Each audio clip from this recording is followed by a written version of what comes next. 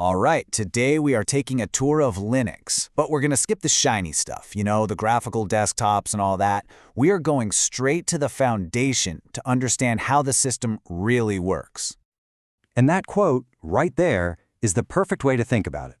For the next few minutes, we're popping the hood to look at the three big layers that make Linux tick: the file system, the programs that are running, and the command line that lets you control the whole thing.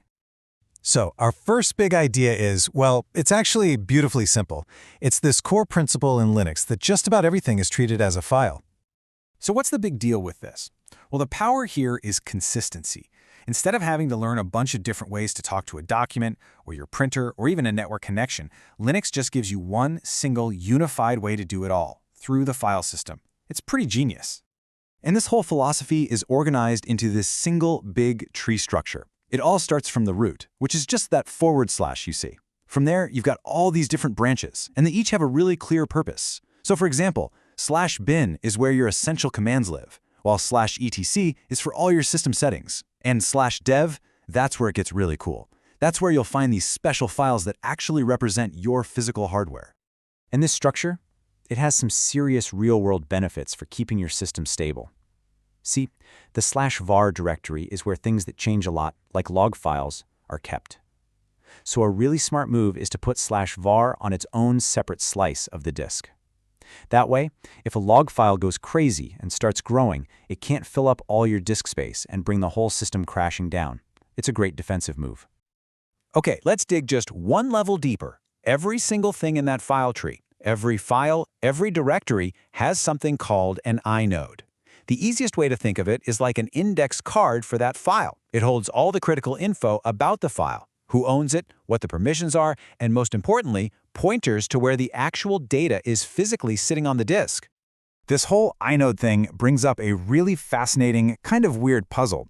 If these index cards are a separate thing from the actual data storage, could you get an out-of-space error even when your disk says you've got plenty of room left?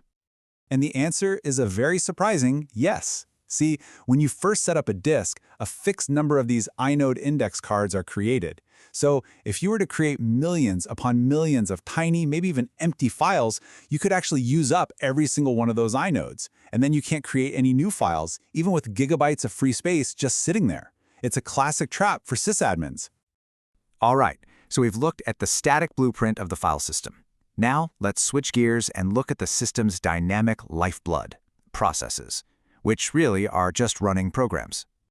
And these come in two main flavors. First, you've got your interactive processes. These are the ones you start yourself, either from the command line or, by clicking an icon. Then you have daemons. These are the system processes that fire up automatically when you boot the computer.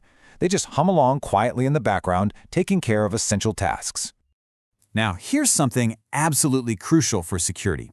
Let's say a program file is owned by the root administrator, but when a regular user, we'll call him Theo, runs it, that program doesn't suddenly get all of root's superpowers. Nope, the process runs with Theo's permissions.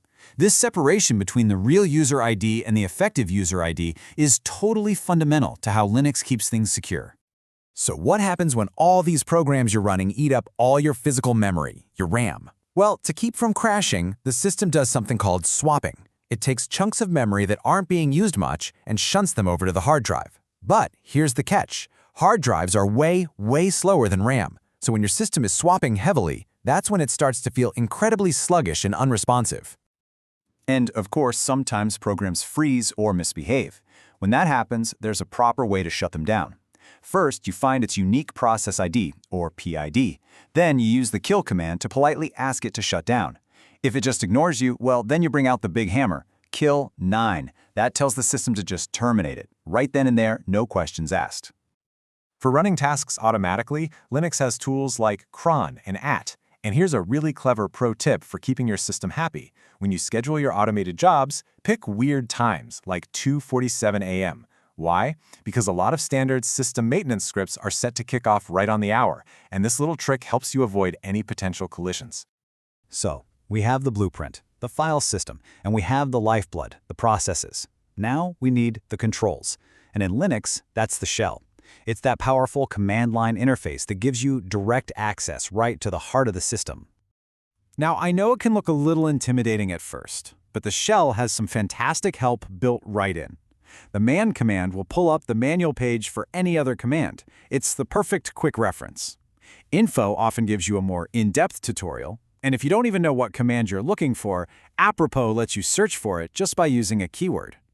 Sooner or later, you're going to need to edit a configuration file or write a script, and for that, you need a text editor. And honestly, this piece of advice is solid gold. Learn the basics of V or Vim. The reason is simple. It is the one editor you can be almost 100% certain will be available on any Linux or Unix machine you ever touch. And this leads to a super important warning. Never, ever, ever use a program like Microsoft Word or LibreOffice Writer to edit a system configuration file.